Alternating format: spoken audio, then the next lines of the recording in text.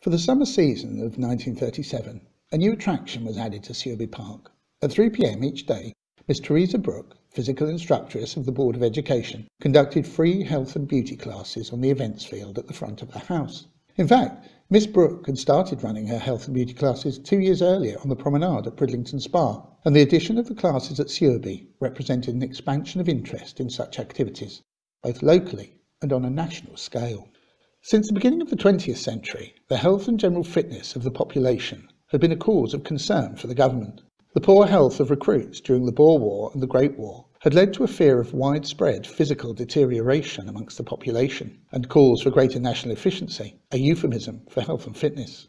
These calls became louder following the poor showing of Great Britain at the 1936 Berlin Olympics, when the country came 10th in the medal count, with only 4 gold medals compared to Germany's 33. As a result, in September 1937, the Prime Minister Neville Chamberlain called for a national fitness campaign, and the Physical Training and Recreation Act of the same year made grants and funding available. It is against this backdrop that the health and beauty sessions at Sewerby Park should be viewed. Miss Brooke was keen to improve the lot of her participants.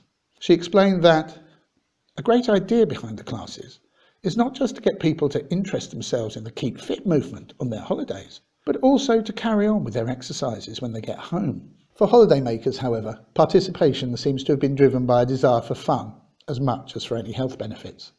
The sessions were for all the family, and it was recorded that the men who participated often collapsed in fits of laughter at their inability to touch their toes or bend their knees, while the women, afraid they would make a mistake, took the whole thing far more seriously, wearing a do or die expression on their faces, whilst the children viewed the whole thing as great entertainment. It could be hard work, and Miss Brooke would suggest that if people felt stiff the next morning, it showed that the workout had done them good, and they should come back for more. Her hope was that visitors would attend every day during their stay in Bridlington.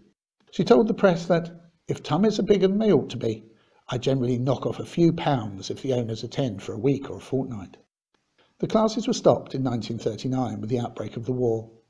They resumed in 1947, this time with the sessions in both the morning and afternoon, and separate sessions for children. It's not clear when the classes came to an end. They certainly continued to run until the end of the 1940s. But the tradition of Sewerby Hall and Gardens as a place of fitness, health and well-being continues in many different ways. But perhaps the modern successor of Miss Brooks's physical jerks is the park run of today.